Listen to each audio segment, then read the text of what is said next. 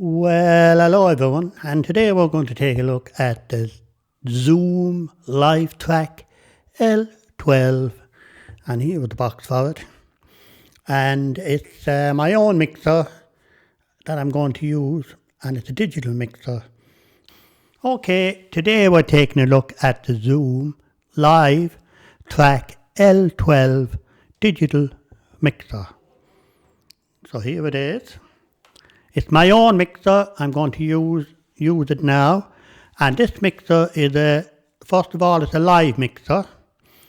You can also use it live and record everything while you're using it live. So you could be recording your band, have your band playing live, and record everything onto separate tracks. So it records everything onto separate tracks, and it also records onto the stereo track. So it records the stereo track as well. You can also connect it up to your computer, record into your computer into a DAW in separate tracks. You can also use it as an audio interface. So if you wanted to do some live streaming, you can also do that. Right, and it's also just a standalone recorder. Then if you want to have it in your studio, you can record all the tracks separate. It records onto an SD card at the back, or you can use your DAW, whether it be a Cubase or whatever your favorite DAW is, and you can bring up all the tracks and use it for recording into your computer. Okay, so we're just going to take a look at the connections on here. So you got on and off, DC in, we've got a host, which is USB, we've got a selector here, a mode selector, right?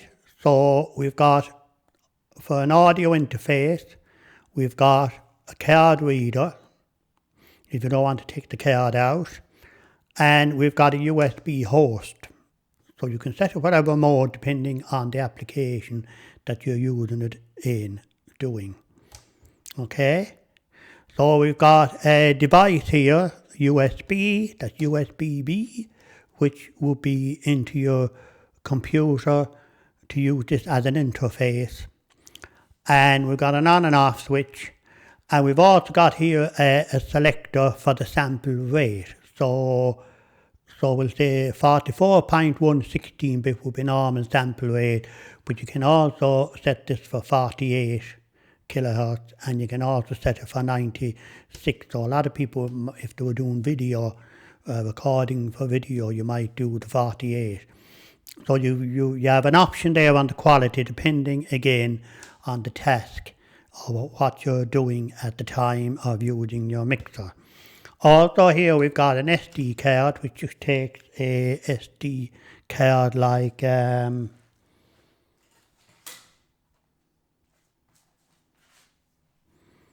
the make, well, they give the makes. This is just what I have. I haven't tested this card actually yet now, but it's that sort of a card, which is like, it's that size, okay?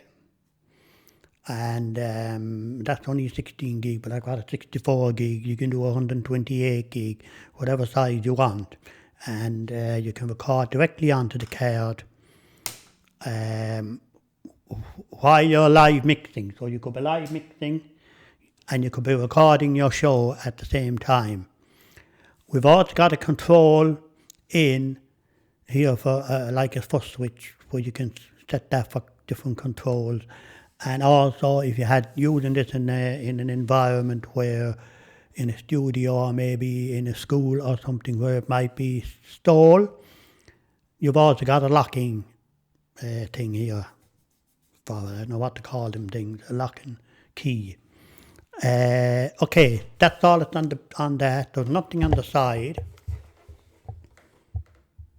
Right.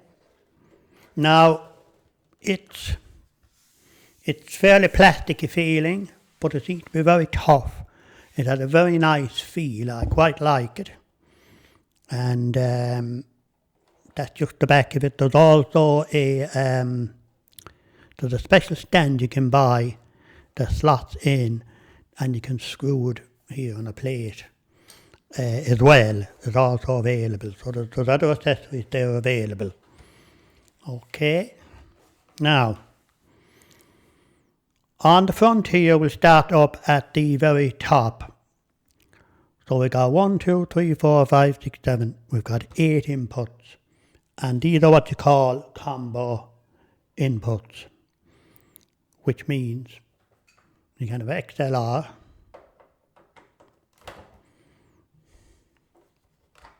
or you can have 1/4 inch, which would be like this jack plug, mono jack plug, okay? Okay, so that's nice. Now, on the first 2 channels, these first 2 channels are high D channels. So you could have your guitar in here or have your bass guitar. So you can plug your guitar directly in here. So that's great in a recording situation.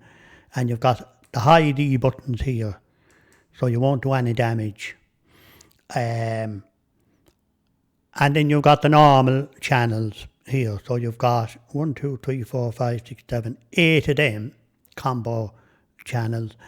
And then you've got 2 line in stereo. So this is where I'd be putting my keyboard in, and maybe backing track. If I wanted to have, we'll say, my iPad or pocket track or whatever you'll be using in one of these. So you've got two of these. Now, one of these is also used as a return if you're using it with your computer, which is another use, which is a different thing. You've also got these RCA as well on them. Now, I think they're sharing, so, but you've got them there anyhow. Now, let's move along, move down. On 4 tracks and 4 tracks, you've got 48 volt phantom power. So that's your 48 volt phantom power.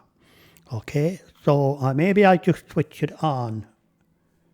I might just switch it on now here first. I might just switch it on.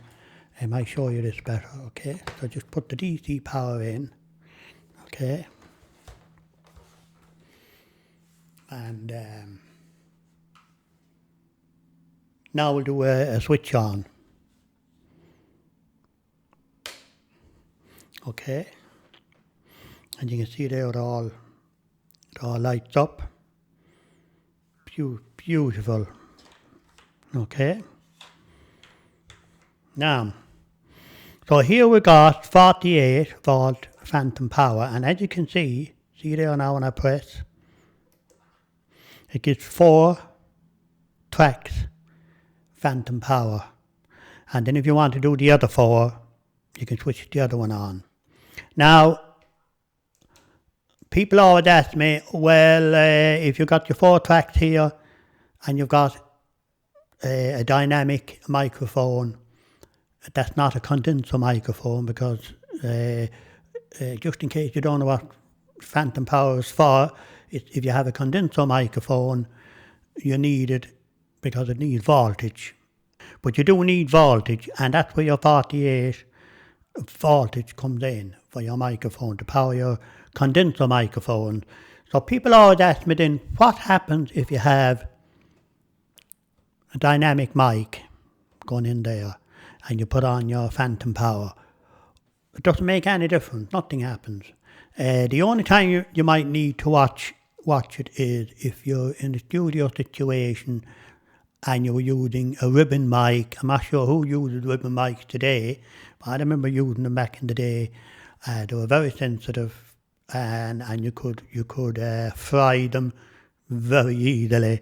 So that's the only time you need to watch it. But dynamic microphones, condenser microphones, the normal microphone you'd be using on every day, it'd be no problem. Okay, so that's just to clear that up. You've got the high D button here on the first two channels. So the first two channels are for where you can plug directly in your guitar, electric guitar, bass, instruments like that in. And you've got two buttons there to turn on the high D. Okay. On the other one then you've got a pad. Buttons. Up and down, right? So depending on what you're going in, right, on a pad. Now them pads are not the low cut, and I'll explain that in a minute now, what I mean by that. Sometimes if you've a signal coming in that's a bit too hot, you might need to use the pad, particularly if you have a keyboard or something going in and the signal might be too hot, and then you could use the pad to knock down the signal. All the channels here are fairly good gain on them, 60 plus gain on them, so there's good gain on the channels. On all the channels, we've got a signal level, PFL level, which you would set and make sure that your light here wouldn't be flashing. So you set this here first to get your level on your channel. And that's on all the channels independently. And we've also got then, so that's like your gain knobs, we call them, first row. Down here then you've got, and I'm always wondering about these things, you've got a one button compression. Now, if you've got a loud singer or a shouter, or you're in a rock band and you have someone yelling and shouting, you could use the compression. The one button compression would be good in that sense to level out the signal, so that you wouldn't be peaking or distorting on your speakers. One button compression, you can never expect too much from a one button compression really, because if you know how to work a compressor, you'd have the different settings like the threshold and so on, and the gain and the different things if you're using a proper compressor. It's nice to have it there, it's a nice feature to have on it, okay? Now we'll move down here to the next thing. So you might be wondering then, well, here we've got our channel and we've got our channel level going in. And then you might be wondering, well, we've got no EQ. So where's our high, mid, low, low, mid, high, and so on? Well, because it's a digital mixer, you select the channel you want to work on. So we just say I want to work on this channel here, and I have my mic going in here, or I have my guitar or whatever going in here, and I want to set the EQ and levels. Well, I select it here. And then I follow over this blue. And over here then I get all the effects for this channel. So if I want to set, we'll say high. So I'll just set something here so you get an idea. And then we'll just say we want to go frequency. Well, this is frequency sweep now, so you'd want to set these first. So I just want to set these as something. So you can see the little lights here go around for your settings, and then we'll just roll off a bit of low there just for the fun of it. Okay, and then you can sweep. So you can pick a frequency here, and then you can sweep. You can sweep it. So we'll say if you wanted to sweep, just say you wanted to sweep along here 1K, right? And then you can adjust here to take the frequency out or whatever, okay? So it's what they call a mid frequency. And you've got your high, mid, and your low. Now you've got this for every channel, but it's over here because it's digital. Also, your effects are also here for that channel, okay? And your pan button is also here for that channel. And this is also where your low cut is. So if you have a microphone going in here, you'd have to put on your low cut to cut the frequency going in, right? Now I hope you can kind of understand this. and you need to have your mastered in set going out. Okay? Now, you can pick whatever effect thing you want here for that microphone, okay? And you can set the tone time, the decay time.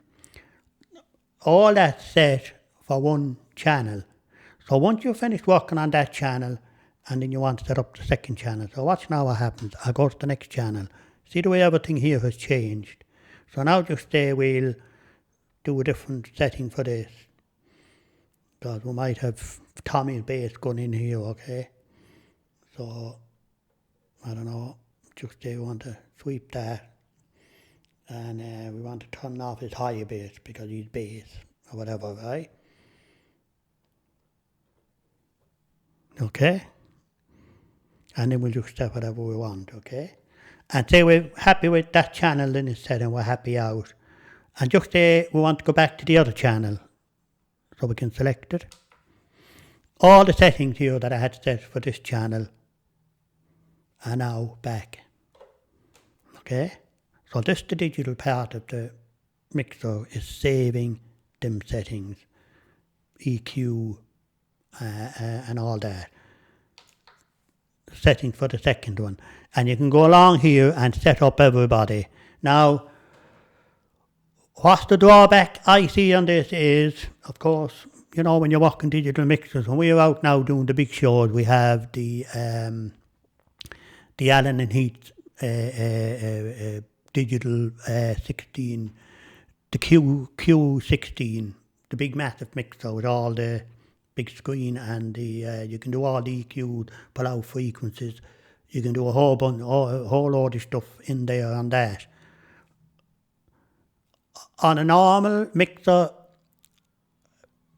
an analog mixer or a normal small little mixer that you might pay small money for, you'd have all that here in buttons.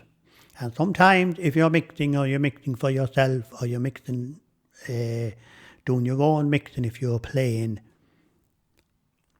some people might like to have a button that could just tweak fast.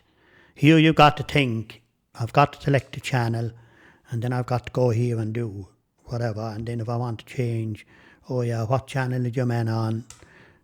And you've got to kind of remember these things, you know.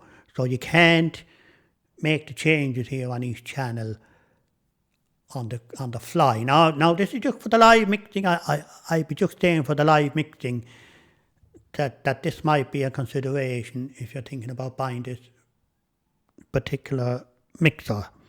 Because there are other options which I might give at the end of this video because no one is paying me to do these. So I like to give you all the information that I can. There are other options that might suit you better, or you might like what you see here, you know.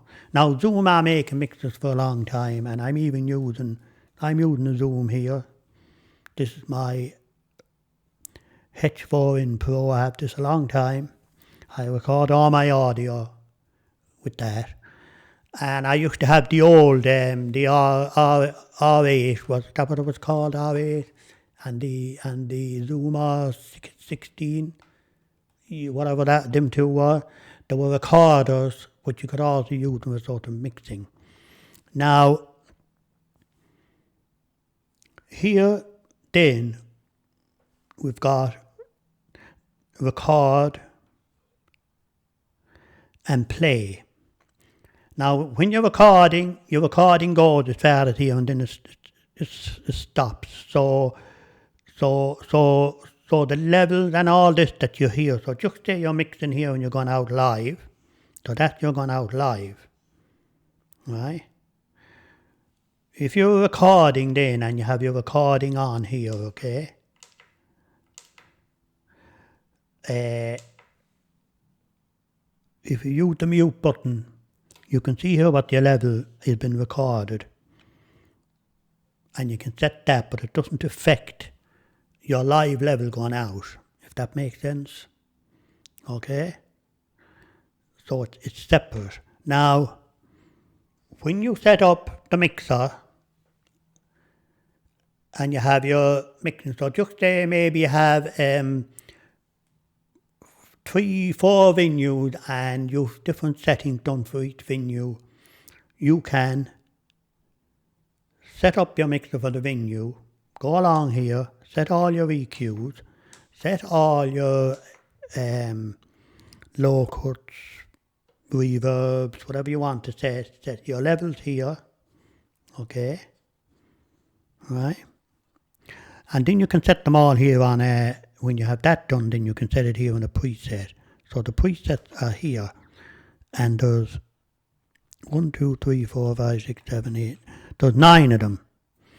So we can recall a preset, so I have 3 there saved, and you can also save a preset. So you can save the full setup of the mixer, every single thing you've done on a preset. Okay, so I can recall here now a preset. So now you see all these levels and everything comes up. So I recall a preset, okay. The lights where the faders here have stopped. Now, it's not a motorized mixer. So here were the faders. So picking my levels here that I had set. Now you might notice, look, this fader is up here. This fader is down here. This fader is there. This fader is way up here, okay? So just there I want to adjust. These are my levels that were set on that preset. So just there I want to move one of these levels. You've got to bring your level down. Now you see it's picked it up.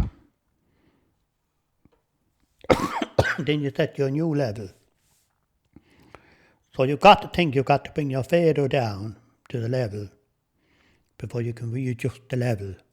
So it's like it holds this automatic level. Now, that can take a bit of getting used to. If there was motorized faders, the faders would move. So I recall there 1. So let's just see, we'll recall number 2. Right, so you can see now a number 2. All the faders are down, but my faders are still up here, but my levels. So I have no level at all in 1, 2, 3, 4, the first 5 channels. I have no level actually in any channel.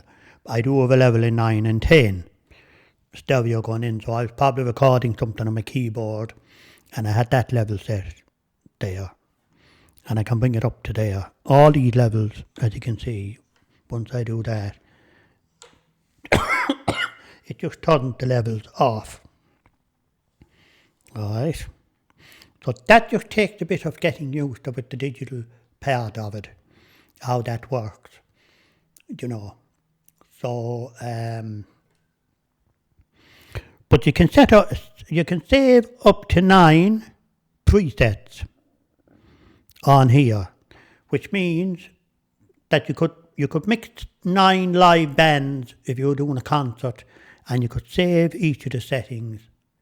So you could save band 1, set them up, save it, band 2, set them up, save it, band 3, set them up and save it, and so for all the way to 9. And then when the bands came on, you would just press 1 for band 1. All them settings in the sound check that you had done would come up. Now I think that is brilliant. I think that is absolutely fabulous. Okay. Now, the next thing is you've got left and right out onto your PA. Okay. You've got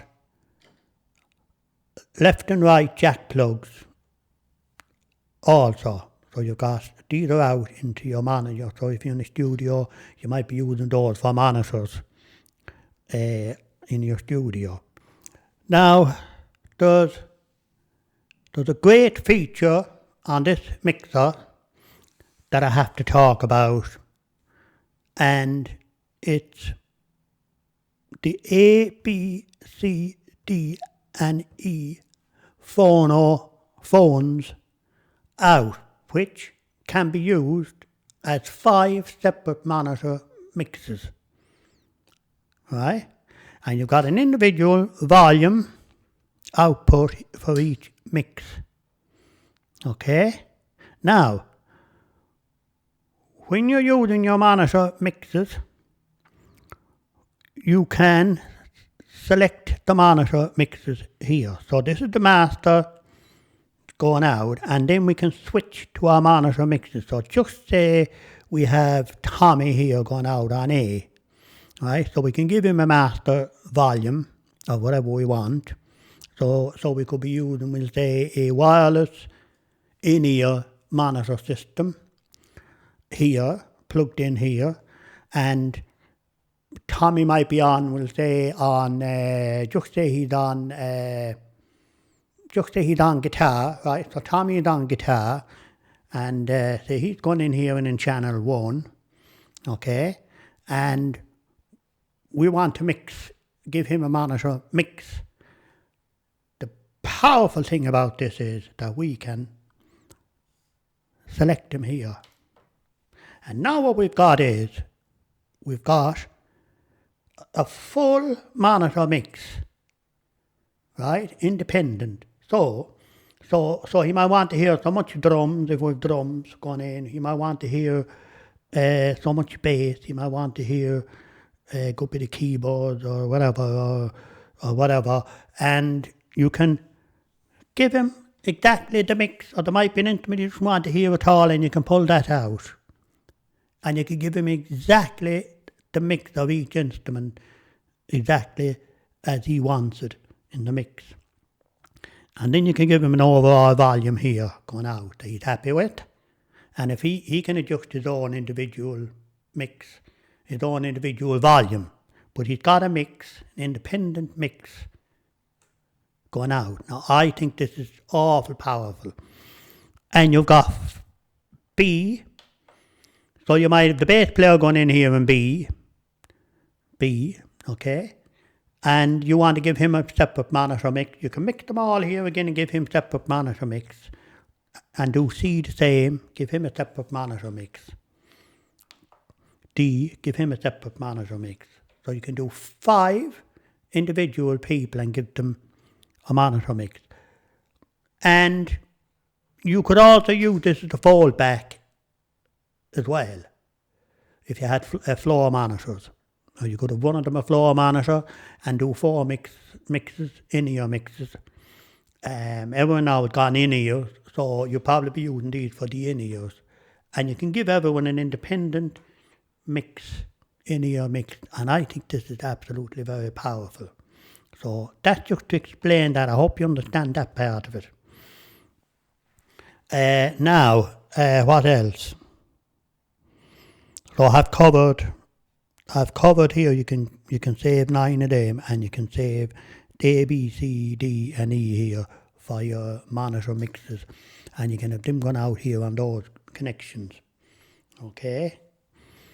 Now we've also got a little screen here which is very similar to this. This is my Zoom H4n Pro. And you can see here, even the workings in here are very, very similar to the menus. Are very, very similar, if not the same, as my Zoom H4n Pro. So they've been making these things for a long time, and they know what they're doing when it comes to this. So here you got your screen where you can set up your recordings, do your format your SD card, all the things that you would normally do here on the digital screen, okay? And you can do your recording here and all the rest of it, right? Now, you can be live mixing and you can be recording directly onto an SD card at the same time, recording each channel individually on the card that you can put into your DAW afterwards, and you're also recording the master track as well, which is you're recording 14 tracks, right? 8. You're recording all these plus the stereo track plus your master track. Right? If you want to record your master track. And it records everything dry. So if you have effects and things on, it won't record that.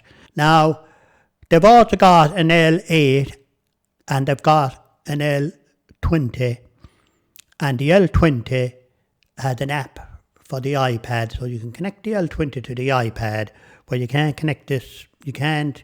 There's no app for this one, or no app for the 12, or for the 8 or the 12 for the iPad to control it with the iPad. But the L20, which of course is more money, if you want more tracks on it as well, there is an iPad app for that. And of course it's a much bigger mixer. But they're all very similar in working. I went for this because I needed at least that amount of tracks so that I'm covered for, because sometimes I might have a keyboard or two going in and a microphone or two, or maybe a couple of singers. Maybe sometimes I might have a guitar player with me, depending on the situation that I'm doing at the time. And I also have loads of tracks if I'm in recording something here in the studio here.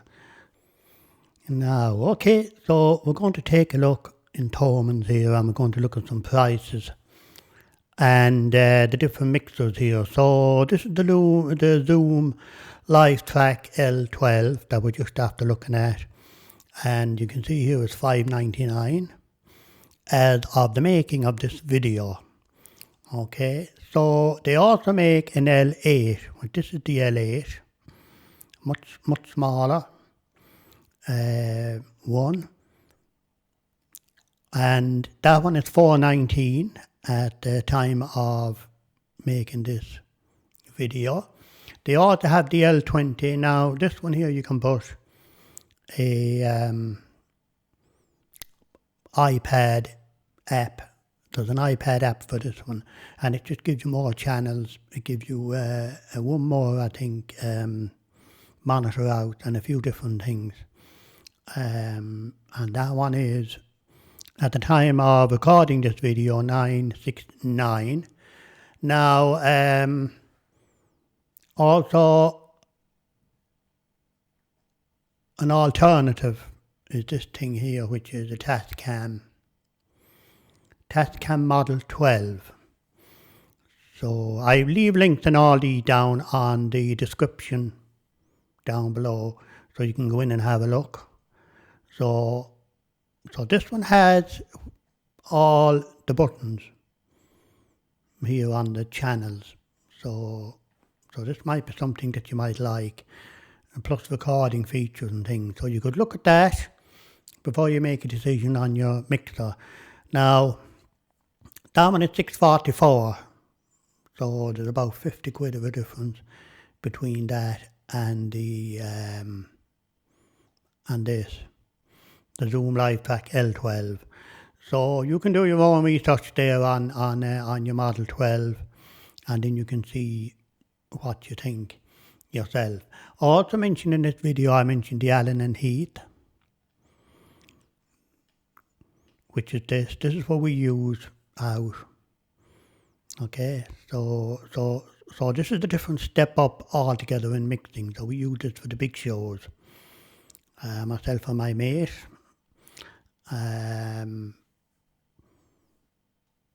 This one is over $4,000. So it's not a comparison, but just that I mentioned it in the video. I couldn't think of the name of it actually in the video, but I just mentioned it in the video. But all these other ones here, the L12, L8, the L20 from Zoom, and the only other thing then that has the 12, which is kind of similar, is the Tascam Model 12. I can't really think of anything else to compare it with. So I will leave links for all these down on the description, and you can see these are the links here for Thoman's, so there'll be affiliate links. Okay, So I'll leave another video here for you to watch. Bye.